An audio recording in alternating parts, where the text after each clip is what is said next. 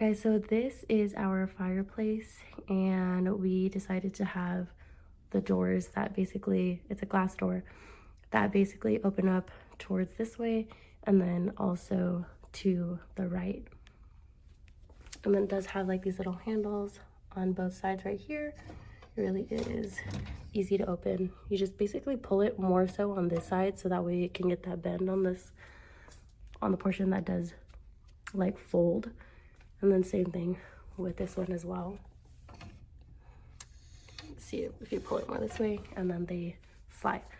So that's what it looks like. It goes open a lot more if you do want to open it. But yeah, it's just a really simple look to it. It's all black. I do believe they have another style that's in a different color for like the border part of it, but this one's just in the all black.